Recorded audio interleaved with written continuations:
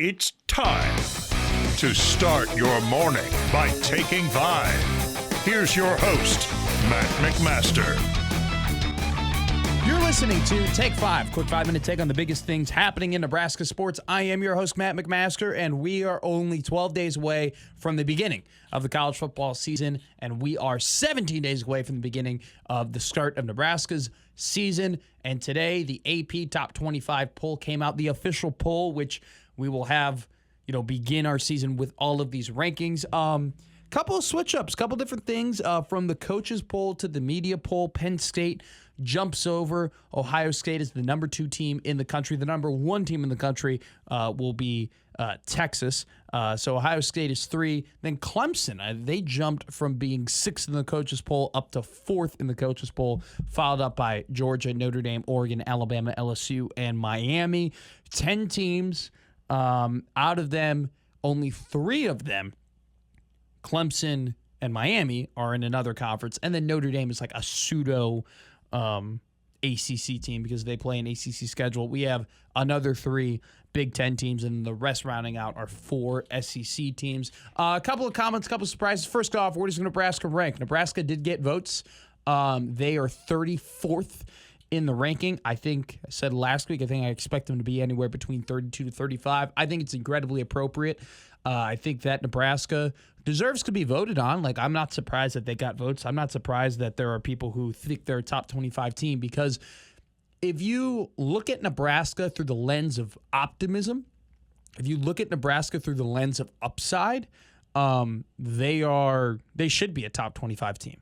If you really think, if you truly believe, if you're predicting that Dylan Raiola is going to take the next step as a quarterback, and the offensive line truly is a strength of this team, and you trust in the talent that you have at the wide receiver room and the tight end room, and you believe that Emmett Johnson can be a true bell cow running back in the Big Ten, if you love the depth that they have in the secondary, and you think that some of these younger guys in the D-line, if you think that they're going to be able to take the next step, there's no reason as to why you shouldn't think that Nebraska is going to be a top 25 team. Hell, if all of those things happen, Nebraska will probably be playing in the college football playoff. Period. End of story. If all of those things come together and occur, that will be a 10-2 team.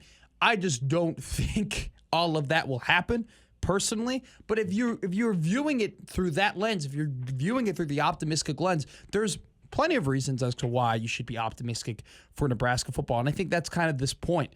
This team, with its coaches, with its players, with the talent it has, with the amount of experience that some of these guys have from the season before, have a lot of upside, have a lot of promise. It just has to happen. It just has to occur, and that's not a guarantee. And that's a lot of what ifs, right? I just displayed a ton of what ifs for you. And so even though a couple of those things will happen, which is why I think that this team is going to have a winning record this year, which is why I think this team is going to be on 8 wins, maybe bordering on 9 wins, because I do think that some of those will occur, some of those hypotheticals, but I just think it's unrealistic to think that all of those things will happen. But rightfully so, 34th in the country is Nebraska. A couple little interesting tidbits here to go through.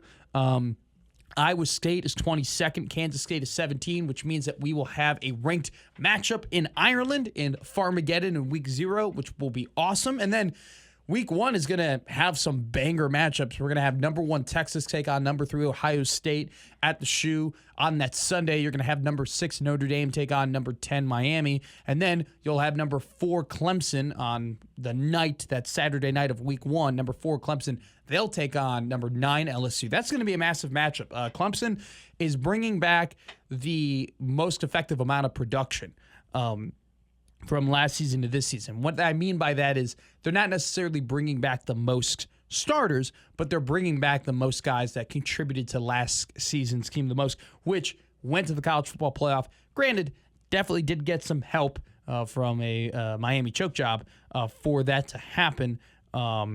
And, I think for Clemson, they bring a lot of players back, and they have a really good quarterback in Cade Klubnik, and they have a really good wide receiving core, and you should never doubt Dabo Swinney and his ability to coach. I do worry about the fact, though, that last season they had 4 losses. 3 of them came to SEC schools. And so, that South Carolina loss, the LSU loss, and then the Texas loss, They still need to take a jump. They still need to get better, but they have a ton of continuity and a really, really good QB. And I think that they're going to be incredibly competitive and by far the favorite to win the ACC this season. But that will be a massive, massive task for the Tigers taking on LSU. Love other tidbits here. Arizona State, 11th. They bring back a lot of guys. Good for them. Illinois, 12. I think that's proper placement for them. South Carolina, 13. I'm okay with it. I would rank Florida ahead of them, frankly. In my opinion, I think I like Florida's outlook this season more than I like South Carolina's. Honestly, I might flip Florida at 15 and South Carolina at 13 if I were making my own poll. I think Michigan is far too high. I think Michigan is a top 25 team. I don't think Michigan is 14. I would probably put Michigan closer to Oklahoma, Texas A&M, and Indiana, who are respectfully 18, 19, and 20, which, by the way, that will be a big matchup in Week 2. Number 18 Oklahoma taking on number 14 Michigan in Norman. Indiana at 20, too low for me.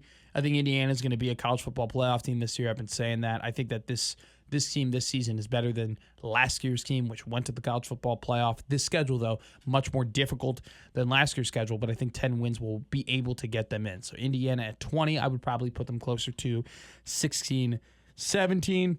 Ole Miss at 21, massive year for Lane Kiffin. Can they finally get over the hump? 23, Texas Tech. It'll be interesting. Texas Tech had one of the best transfer classes of the offseason, spent a lot of money in Lubbock trying to get players in for Joey McGuire. And the number 24 Tennessee, there was a scrimmage over the weekend for the Volunteers where apparently the quarterback situation is bleak. And I totally understand Heupel standing up for himself, standing up for the program, standing up for the team. But this Tennessee Volunteer team might really end up struggling without Nico Amaliava behind or under center rather. So solid top 25 poll. Not too many complaints in my opinion. Alabama might be a little low. I think Alabama's going to be really good this year. We got to figure out, and a lot of these teams, I talked about it last week with the coaches poll, like a lot of these teams have some questions when it comes to is who the quarterback is. One, we don't even know who the quarterback is for Ohio State. And number two, is that quarterback good? Alabama's got a former 5-star in Ty Sampson. He'll be taking snaps for them this season. We'll see with Kellen DeBoer and their new offensive coordinator if that offense can finally get rolling and play a more consistent brand of football this season. Because if they did last season, they would have been in the playoff, and Indiana might have been sitting on the bench despite the fact they won 11 games. So there is the top 25. Read you the top 10. Miami, Arizona State, Illinois, South Carolina, Michigan, Florida. That's up to 15. 16 is SMU. Followed up by Kansas State, Oklahoma, Texas A&M, and Indiana, which is 20. And then 21 is Ole Miss, Iowa State, Texas Tech, Tennessee at 24. And Boise State, the only non-Power 5 team that's also not Notre Dame / an independent that is on this list. So that'll be interesting to see who gets the group of 5 automatic bid for the college football playoff. Nebraska, outside looking in, but definitely on the doorstep toward doing that. I think that if Nebraska handles Cincinnati pretty well, if they win by 10 to 14 to 17 points, and they look pretty dominant, I could see a world where, with how many top 25 matchups we have, I could see a world where maybe Michigan versus Nebraska could very well be a ranked game. If Nebraska looks really good against Cincy and then they dominate Akron and Houston Christian, they very well could be 24-25.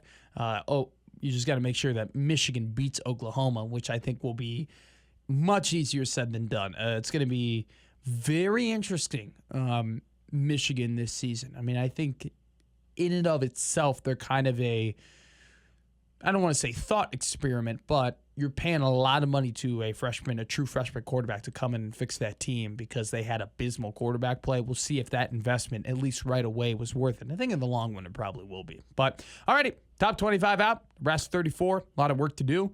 2 weeks away from the season. Can't wait. You've been listening to Take 5, and I've been Matt McMaster.